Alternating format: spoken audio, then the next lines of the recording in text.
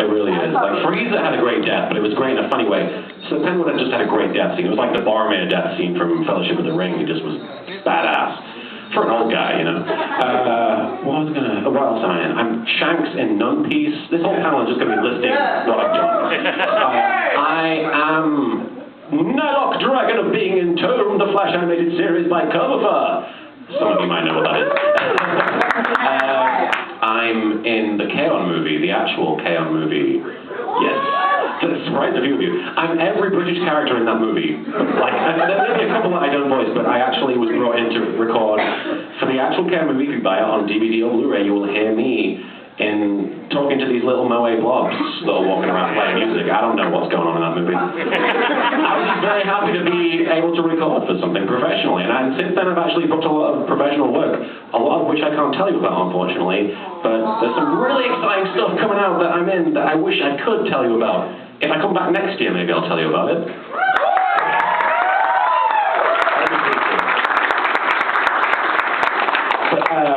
One of the main things I've been recording for that I can talk about, which will mean nothing to you guys, unfortunately, but it means a lot to me.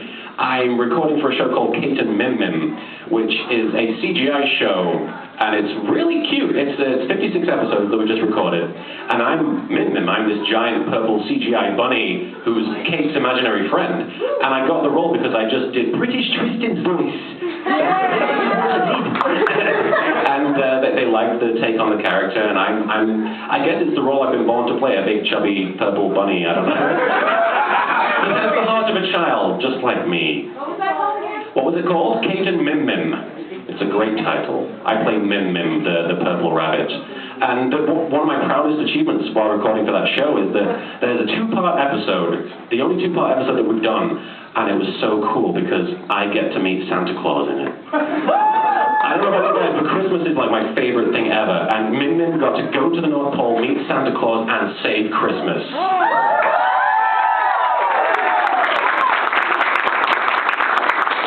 I'm not lying, I was tearing up while recording because I was like, I only wanted to save Christmas! I was so happy. What? I'm sorry, really? Okay. Just trying to rile me up. But yeah, if you can find that show somehow, I'm in the British version. There's many different versions, but I'm the voice of Mim Mim in the British version. I'm very proud of that role just because it's a show for children, but it isn't insultingly so, if that makes any sense. I don't like when shows talk down to children. I don't like that.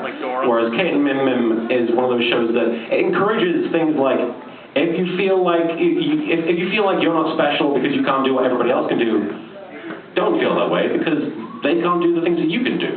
So I think that's an important message for kids rather than just learning, how to recognize what a giraffe looks like. That's important too. You don't want to go through life not knowing what a giraffe looks like. But it's also important to have faith in yourself and your ability to recognize giraffes. Giraffes are important. Why would you need to know what a giraffe looks like? These are the hard-hitting questions that you get at the LittleKuriboh Q&A. In case you ever look at one and you think that's just a stoner with a really long neck. I've never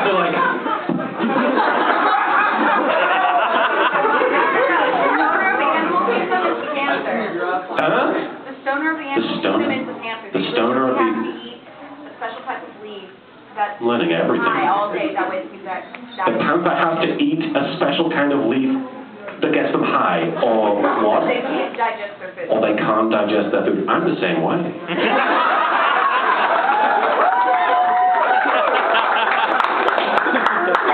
Have to get high, otherwise I'm lactose intolerant. If you see me drinking some milk, you know there's something going on. What's going on? But yeah, I mean, Kate and Mim Mim, what else am I in? Bloody hell. What can I talk about? Wait, you're in hell? Bloody hell, I am in hell. In the Avengers, God, yeah. You know what? It's funny you should say that. I almost got cast in something Avengers related. I can't say what it is because I don't even know if it's out yet, but I was this close. I was this close to playing a character that I can't say what it is, but...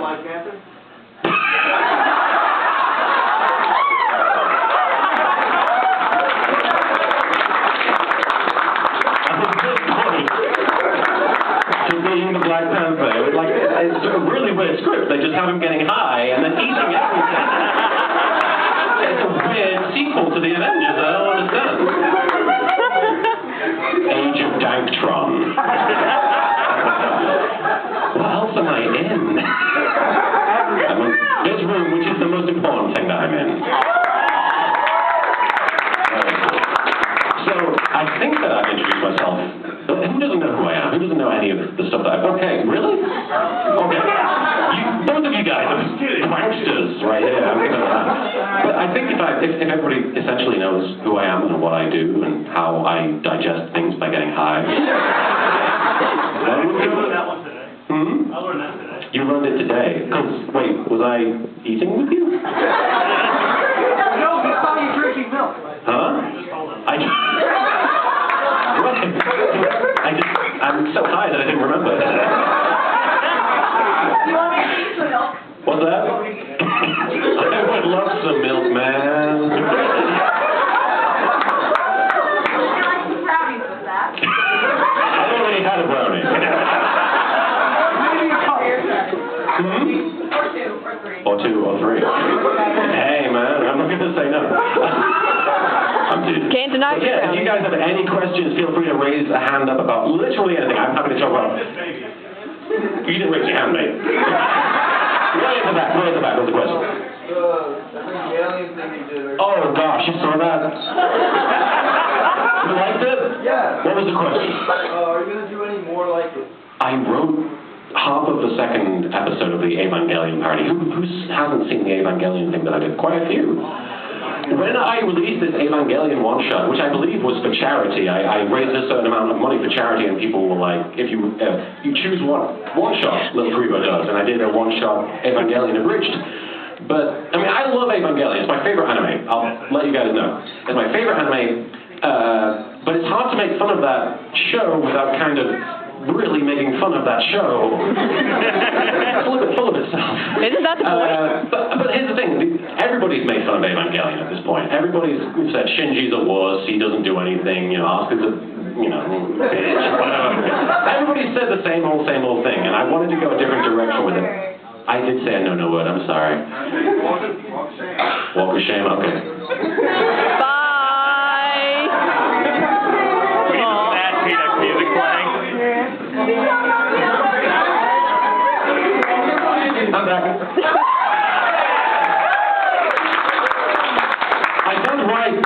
I made this Evangelion parody, but I didn't want to do what everybody else had done, so I made it about Gendo, and basically from his point of view, the whole thing.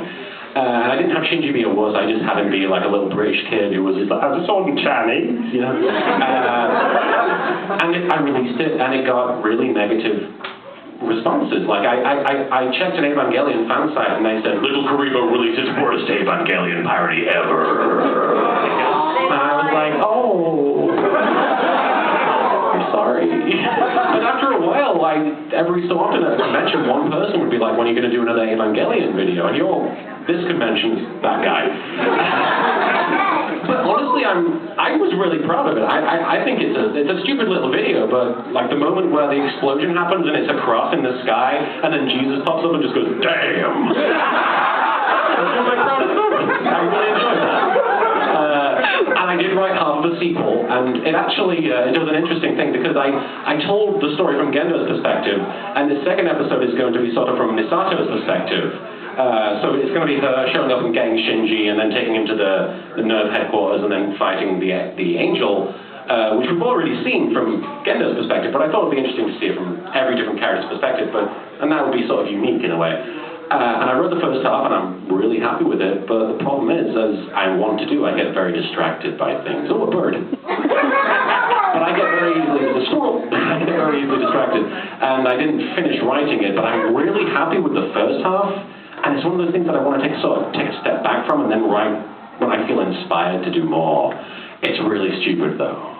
Like, in a good way. I'm really happy about it, and I hope you enjoy it when it eventually comes out.